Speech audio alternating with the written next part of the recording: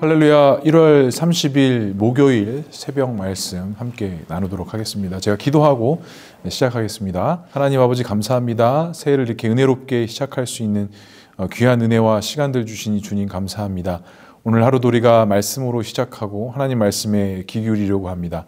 오늘도 성령을 통해서 말씀하시는 귀한 은혜가 우리의 심령 가운데 새겨지게 하시고 이 모든 것이 하나님께 주신 기쁨과 소망이 될 수 있도록 주님 인도하여 주시옵소서. 하나님께서 함께 하실 것을 믿사오며 이 모든 말씀 예수님의 이름으로 기도합니다. 아멘. 오늘 함께 나눌 말씀은 어제에 이어서 요한복음 8장 31절에서부터 47절까지의 말씀입니다.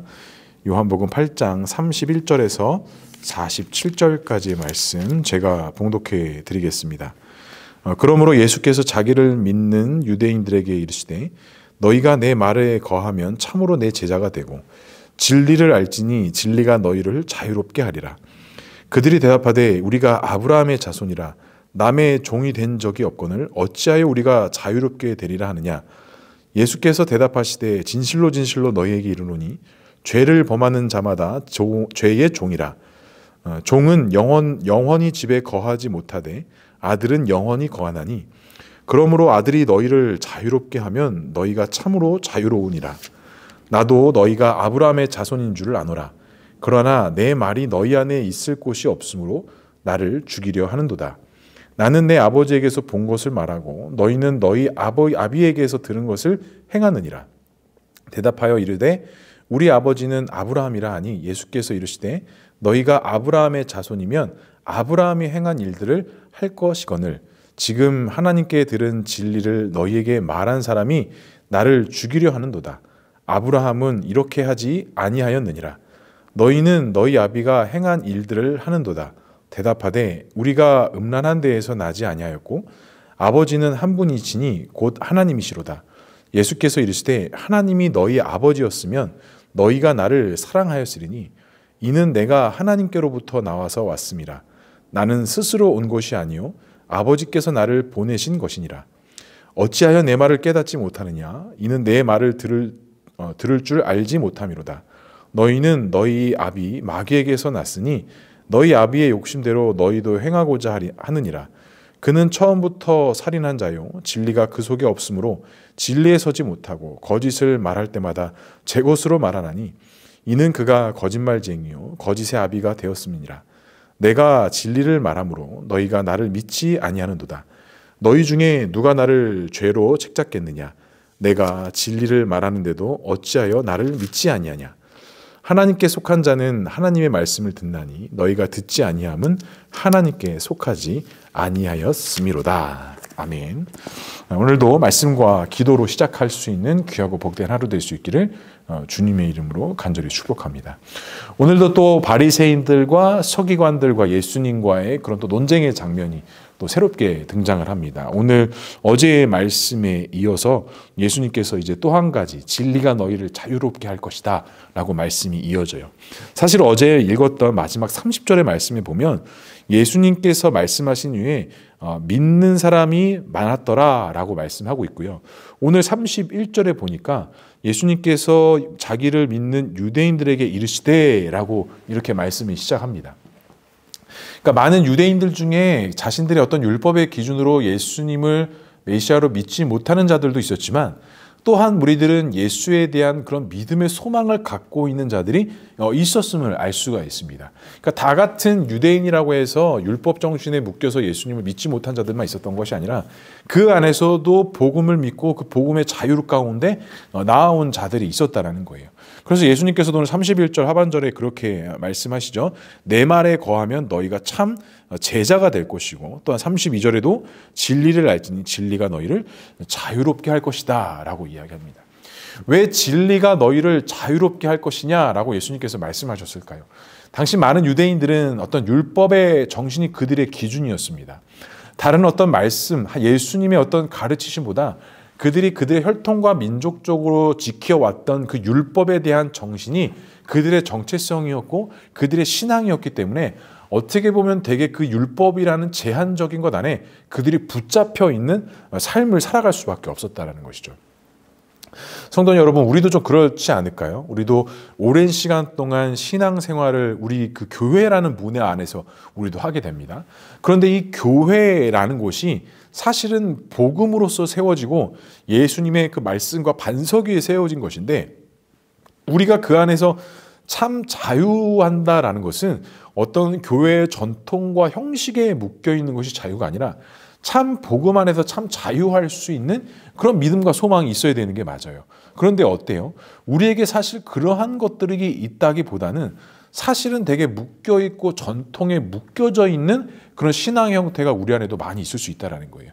그래서 예수님의 지적은 이거예요. 죄의 속박에서 자유하는 것이 진짜 자유다. 그리고 어떠한 정치적, 세속적 자유를 말씀하시는 것이 아니라 영적이고 도덕적인 부패에서 너희들을 속박하고 있는 것들에서 너희가 자유해야 된다라고 말씀하시는 거예요.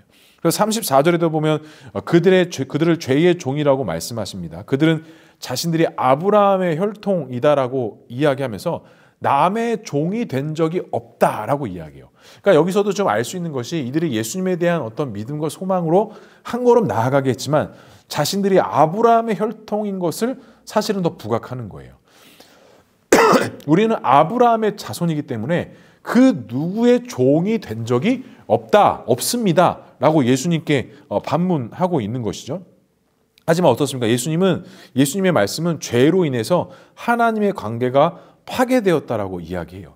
그러니까 너희들이 어떤 혈통의 문제가 있는 것이 아니라, 너희들이 다른 혈통에 있어야 되는 것이 아니라, 다른 혈통에 있다는 게 아니라 너희들의 이 죄의 문제가 사실은 그것보다 더 큰 문제로 하나님과 단절을 가지고 왔다라고 이야기하는 것이죠. 그러면서 예수님께서는 계속적으로 말씀하시는 게 뭡니다? 너희가 아브라함의 자손인 줄을 너희가 알고 있지만 너희들이 아브라함이 말하는 것을 행하고 있지 아니한다라고 이야기하는 것이죠. 그래서 좋은 영원한 집에 거하지 못하되 아들은 영원한 집에 거한다. 그리고 36절에도 보면 그러므로 아들이 너희를 자유롭게 하려면 너희가 참 자유로우니라. 나도 너희가 아브라함의 자손인 줄 아노라. 그러나 내 말이 너희 안에 있을 곳이 없으므로 나를 죽이려 하는도다 라고 이렇게 말씀하세요. 그러니까 철저하게 유대인들은 자신의 혈통, 자신의 민족, 또 우리가 율법을 가지고 있다, 우리 할례를 받은 민족이다, 이런 것들이 사실 그들에게 의로움이었고 그들의 자랑이었다라는 거예요. 다른 어떠한 것이 그들에게 소망이 되거나 그들에게 먼저 되지 않았다라는 것이죠.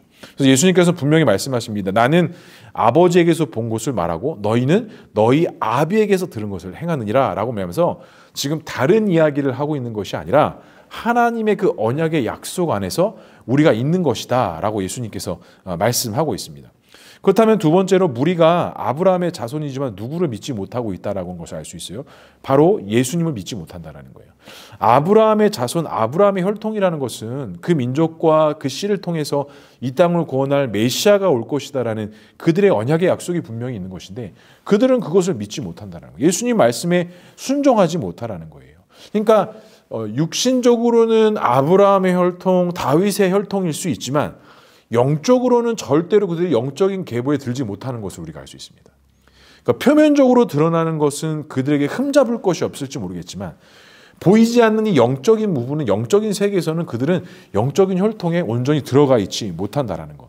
그러니까 육체적인 것, 육신에 보이는 것, 눈에 확실한 것들이 영적인 혈통까지 이어지지 못한다라는 거예요. 조금 더 쉽게 표현하자면 눈에 보여지는 그 조건들이 절대로 우리의 신앙과 믿음을 대변할 수 없다라는 것을 우리가 알아야 된다는 것입니다. 그래서 사도 바울도 로마서 2장 28절과 29절에 이런 이야기를 합니다. 참된 유대인의 몸은 육적인 것에, 외적인 것이 아니라 내적인 것에 있다라고 이야기를 해요. 그러니까 정말로 중요한 거는 우리 육체에 있는 어떤 할례라든지 내가 뭐 직분이라든지 이런 것들이 중요한 게 아니라 나의 중심에 지금 나는 과연 주님을 주인으로 모시고 있는지, 그 복음과 그 은혜 가운데 내가 오늘도 살아가고 있는지, 사실은 이것이 우리가 구원받은 증거를 찾는 것에 더 핵심적인 요소가 될 수 있다는 것이죠. 그래서 예수님께서는 말씀하시죠.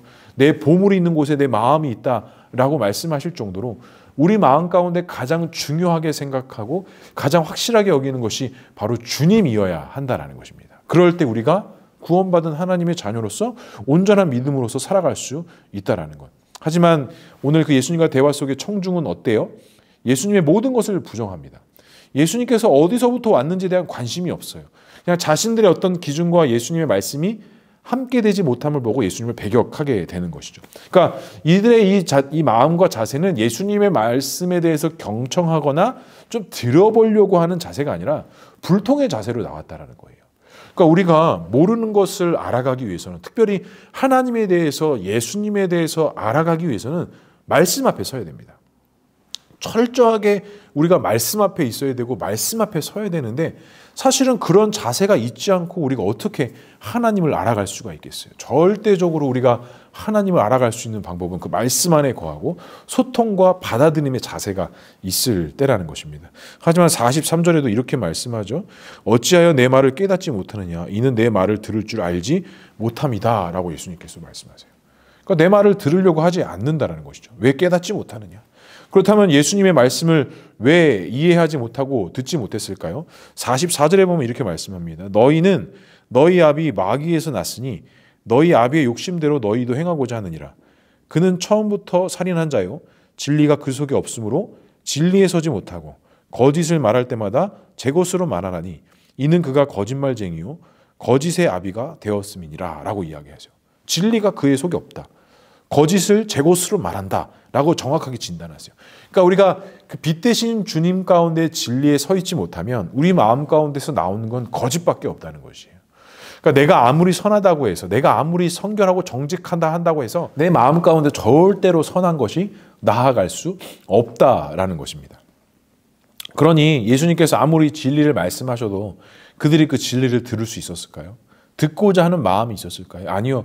오히려 그들의 입술과 그들의 마음은 거짓밖에 말할 수밖에 없었다는 겁니다. 성도 여러분, 오늘 이 말씀을 좀 우리에게 적용했으면 좋겠습니다.